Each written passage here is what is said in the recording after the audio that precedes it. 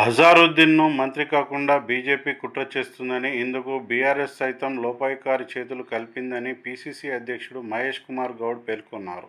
గురువారం నిజామాబాద్లోని R&B guest హౌస్లో ఏర్పాటు చేసిన మీడియా సమావేశంలో మాట్లాడుతూ, కేబినెట్ మైనార్టీకి ప్రాతినిధ్యం కల్పించాలనే ఉద్దేశంతో ప్రఖ్యాత క్రికెటర్ అజారుద్దీన్ను మంత్రిమండలిలోకి తీసుకురావాలని కాంగ్రెస్ పార్టీ భావించిందని మహేష్ కుమార్ గౌడ్ పేర్కొన్నారు. గతంలో బీజేపీ రాజస్థాన్లోని గంగానగర్ జిల్లా కరణ్పూర్ నియోజకవర్గం ఉప ఎన్నిక బీజేపీ అభ్యర్థిగా ఉన్న సురేంద్రపాల్ సింగ్ను కేబినెట్లో మంత్రిగా చేశారు. ఉప ఎన్నిక అభ్యర్థిని మంత్రిగా చేస్తే తప్పులేనిది, అజారుద్దీన్ను మంత్రి చేస్తే తప్పేంటి అని ప్రశ్నించారు. బీజేపీ బీఆర్ఎస్ చీకటి ఒప్పందాన్ని ప్రజలు అర్థం చేసుకోవాలని తెలిపారు. అజారుద్దీన్ కేబినెట్లోకి తీసుకోవాలని సీఎం భావిస్తే దాన్ని అడ్డుకునేందుకు బీజేపీ కుటిల ప్రయత్నం చేస్తుందని మండిపడ్డారు. క్రీడా ప్రపంచానికే కాదు, ఎంపీగా అజారుద్దీన్ ప్రజలకు సేవలు అందించారు. అజారుద్దీన్ను మంత్రి కాకుండా ఎలక్షన్ కమిషన్కు బీజేపీ నేతలు ఫిర్యాదు చేయడం విచారకరమని అన్నారు. అనైతికంగా అజారుద్దీన్ మంత్రి కాకుండా బీజేపీ బీఆర్ఎస్ అడ్డుకునే ప్రయత్నం చేస్తుందని ధ్వజమెత్తారు.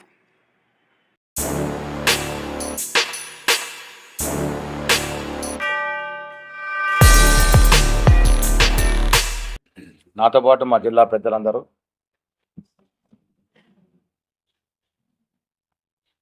ఇవాళ కాంగ్రెస్ ఏఐసిసి నాయకత్వం మరియు ముఖ్యమంత్రి రేవంత్ రెడ్డి గారు సుప్రసిద్ధ క్రీడాకారుడు, ఈ దేశ క్రికెట్ జట్టుకి సుదీర్ఘకాలంగా కెప్టెన్గా సేవలందించి తద్వారా దేశ కీర్తి ప్రతిష్టలని అంతర్జాతీయ స్థాయిలో తీసుకొచ్చినటువంటి మేటి క్రికెట్ క్రీడాకారుడు అజరుద్దీన్ని రాష్ట్ర మంత్రివర్గంలోకి తీసుకోవాలని ముఖ్యమంత్రి రేవంత్ రెడ్డి గారు భావిస్తే దాన్ని అడ్డుకునేందుకు బీజేపీ పార్టీ కుటిల ప్రయత్నం చేస్తూ ఉంది.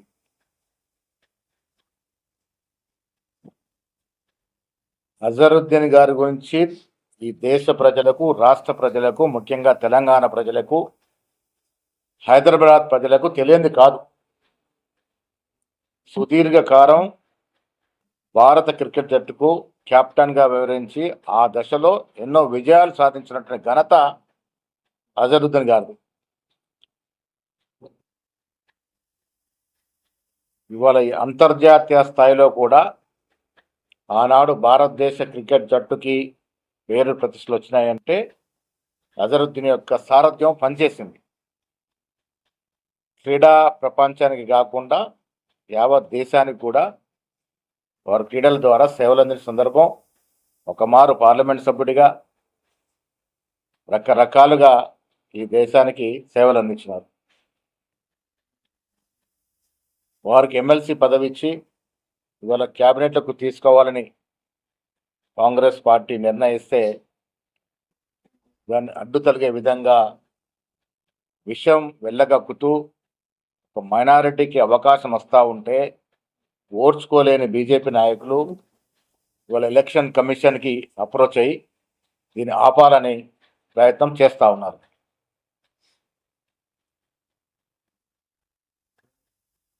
ఎంత దుర్మార్గం అంటే ఒక గొప్ప క్రీడాకారుడికి తెలంగాణ మంత్రివర్గంలో అవకాశం వస్తూ ఉంటే దీని అనైతికమైనటువంటి వ్యవహారంతో అడ్డుకునే ప్రయత్నం చేస్తూ ఉన్నారు. యునైటెడ్ ఆంధ్రప్రదేశ్ చరిత్ర తీసుకున్న, తెలంగాణ ఆవిర్భైనటువంటి పోయిన పరిస్థితులు తీసుకున్న, మైనారిటీలకు ఎప్పుడు కూడా క్యాబినెట్లో అవకాశం ఇస్తూ వచ్చినాం. మేము మొదట్లో మైనారిటీకి అవకాశం ఇవ్వాలనుకున్నప్పటికీ కూడా ఎమ్మెల్యేలుగా ఎవరు గెలవక అవకాశం కొంత డిలే అవుతూ వచ్చింది. ఇవాళ అవకాశాన్ని అజరుద్దీన్ గారిని క్యాబినెట్కి తీసుకోవడం ద్వారా మైనారిటీలకు సంక్షేమాన్ని, మైనారిటీకి అభివృద్ధి కార్యక్రమాలు పంచాలని చేస్తున్న ప్రయత్నాన్ని ఇలా బీజేపీ అడ్డుకునే ప్రయత్నం చేస్తూ ఉంది. మిత్రులారా, ఇక్కడ బీజేపీ ద్వంద్వ వైఖరిని మనం ప్రజలకు తెలియాల్సిన అవసరం ఉన్నది. నేను ఒక ఉదాహరణ ఇస్తా. ఇవాళ ఎన్నికలు జరుగుతున్న వేళ అజరుద్దీన్ ఎలా క్యాబినెట్ తీసుకుంటారు, ఇది కోడ్ ఆఫ్ కండక్ట్కి ఇబ్బంది కలుగుతుందన్న మాట చెప్తా ఉన్నారు. ఎవరైతే ఈ మాటలు చెప్తా ఉన్నారో ఆ బీజేపీ నాయకులను సూటిగా ప్రశ్నిస్తా ఉన్నా, మీ ద్వంద్వ వైఖరిని నేను ఎండగడతా ఉన్నా. మీరు ఇటీవల కాలంలో రాజస్థాన్లో ఒక ఉప ఎన్నిక జరిగితే గంగానగర్ జిల్లా శ్రీకరణ్పూర్ నియోజకవర్గంలో అక్కడ ఉప ఎన్నిక జరుగుతూ ఉంది. ఆ ఉప ఎన్నికల్లో బీజేపీ అభ్యర్థిగా సురేంద్ర పాల్ సింగ్ పోటీ చేస్తూ ఉన్నాడు. ఎన్నికల్లో సురేంద్ర పాల్ సింగ్ పోటీ చేస్తూ ఉన్నాడు. ఇంకొక 20 రోజులు ఎన్నిక ఉందనగా సురేంద్ర పాల్ సింగ్ తీసుకెళ్లి రాజస్థాన్ క్యాబినెట్లో మంత్రిగా చేశారు. ఎవరిని మంత్రిగా చేశారు? అభ్యర్థిగా బరిలో ఉన్న వ్యక్తిని తీసుకొచ్చి మంత్రిగా చేశారు. సరే, మంత్రి అయినా అభ్యర్థి ఓడిపోయాడు కాంగ్రెస్ పార్టీ చేతిలో. అంటే రాజస్థాన్లో ఒక నీతి, తెలంగాణ కోసం ఒక నీతి. అక్కడేమో పోటీలో ఉన్న అభ్యర్థినే ఏకంగా మంత్రివర్గంలో తీసుకుంటారు. ఇక్కడ అజరుద్దీన్ గారు పోటీలో లేరు, వారు గత ఎన్నికల్లో పోటీ చేస్తున్నారు. ఒక క్రీడాకారుడు, దేశ ప్రతిష్టని అంతర్జాతీయంలో తీసుకెళ్ళినటువంటి క్రీడాకారుడు, మెజారిటీ వర్గానికి నాయకత్వ నాయకుడిని తీసుకోవాలంటే మీరు పోయిన 2024 డిసెంబర్ 30న మంత్రివర్గంలో ఒక పోటీ చేసిన అభ్యర్థిని సురేంద్ర పాల్ సింగ్ని తీసుకోవచ్చు. కానీ ఇలా అజరుద్దీన్ పోటీలో లేడు, ఎన్నికలు పోటీ చేస్తలేడు. అలాంటి అభ్యర్థిని తీసుకుంటే మీకు నొప్పేంటి? పోనీ అక్కడ బీజేపీ బరిలో ఉందా జూబ్లీహిల్స్లో అంటే మాత్రం పోటీ ఉంది. ఇదంతా కూడా ఏంటంటే మా సోదరిమణి కవిత చెప్పినట్టుగా, కల్వకుంట్ల కవిత గారు చెప్పినట్టుగా, బీజేపీ బీఆర్ఎస్ పార్టీకి లోపాయికారు ఒప్పందంలో బీఆర్ఎస్ పార్టీని గెలిపించాలనే తాపత్రయంలో ఇలా బీజేపీ తెరపైకి తీసుకొచ్చింది. కవిత గారే సాక్షాత్ చెప్పారు, మా పార్టీ బీజేపీతో కుమ్మక్కై ఉంది, ఏదో ఒక రోజున పార్టీ విలీనమవుతుందని. ఆ మాటలకి బలాన్ని చేకూరుస్తూ ఇవాళ అక్కడ నామాత్రం పోటీన్న బీజేపీ ఎలాగో గెలవదు, మైనార్టీ ఓటు బీజేపీ పడవు. కానీ తాపత్రయం అంతా బీజేపీకి ఎందుకు అంటే అక్కడ బీఆర్ఎస్ పార్టీని గెలిపించుకోవాలనే తాపత్రయం. గత పార్లమెంట్ ఎన్నికల్లో కూడా వీరు లోపాయికార ఒప్పందంలో భాగంగానే బీజేపీకి 8 సీట్లు గెలిచే అవకాశం వచ్చింది. ఇవాళ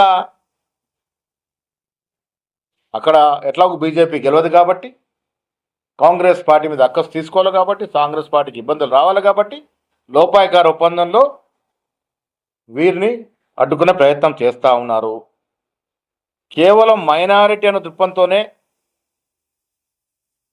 మైనారిటీకి లబ్ధి చేకూరుతున్న అక్కస్తోనే ఈ అజరుద్దీన్ని మంత్రివర్గంలో తీసుకుని ఆపే ప్రయత్నం చేస్తూ ఉంది. ఎక్కడ కూడా ఎన్నికల నియమావళికి ఇది విఘాతం కాదు, విరుద్ధం కాదు. యాజ్ పర్ ద నామ్సే రేపు క్యాబినెట్ విస్తరణకు పోతా ఉన్నాము. గవర్నర్ మీద కూడా బీజేపీ పార్టీ ఒత్తిడి తీసుకొస్తా ఉన్నట్టుగా మాకు సమాచారము. ప్రమాణ స్వీకారాన్ని ఆపాలని గవర్నర్ మీద కూడా ఒత్తిడి తీసుకొస్తున్నట్టుగా మాకు అనుమానాలున్నాయి. రాష్ట్ర ప్రజలు అర్థం చేసుకోవాలి, బీజేపీ బీఆర్ఎస్ కుట్రలు, లోపాయికారి ఒప్పందాలు, చీకటి సంసారాలు, తద్వారా కాంగ్రెస్ పార్టీని ఇబ్బంది పెట్టాలనే ప్రయత్నం చేస్తూ ఉన్నారు. జూబ్లీహిల్స్ ఓటర్లు, ప్రజలు, విఘ్నులు ఇలా 2 ఏళ్ళుగా ఎదురు చూస్తున్నటువంటి మైనారిటీలు ఇలా ఒక సదావకాశం వస్తూ ఉంటే దాన్ని అడ్డుకునే ప్రయత్నం చేస్తూ ఉన్నారు. బీజేపీ పార్టీ లోపాయికార ఒప్పందం నుండి బీఆర్ఎస్కి లాభం చేసే ప్రయత్నము చేస్తూ ఉంది. దీన్ని కాంగ్రెస్ పార్టీ సీరియస్గా గ్రహిస్తుంది. నేను మళ్ళీ చెప్తా, మీరు కోట్ చేసుకోవాలి. ఇక్కడ అజరుద్దీన్ గారు జూబ్లీస్ ఎన్నికల్లో వస్తాయి, కొన్ని చోట్ల ఎమ్మెల్యేలు కూడా డీసీసీ బరిలో ఉన్నారు, వారిని కూడా అవకాశాలు వస్తాయి. పిసిసి అధ్యక్ష పదవి నాకు జీవితంలో చాలా పెద్ద పదవి. నేను పిసిసి అధ్యక్ష పదవితో చాలా సంతోషంగా ఉన్నాను. నా కర్తవ్యం వల్ల వచ్చే ఎన్నికల నాటికి నేను, ముఖ్యమంత్రి రేవంత్ రెడ్డి గారు, మా బట్టి విక్రమార్కతో పాటు మంత్రులు, ఎమ్మెల్యేలు అందరం కష్టపడి పనిచేసి 100 సీట్లకు పైగా గెలుచుకొని అధికారం తీసుకురావడం మా ప్రథమ కర్తవ్యం. నా దృష్టిలో పిసిసి అన్నిటికన్నా గొప్ప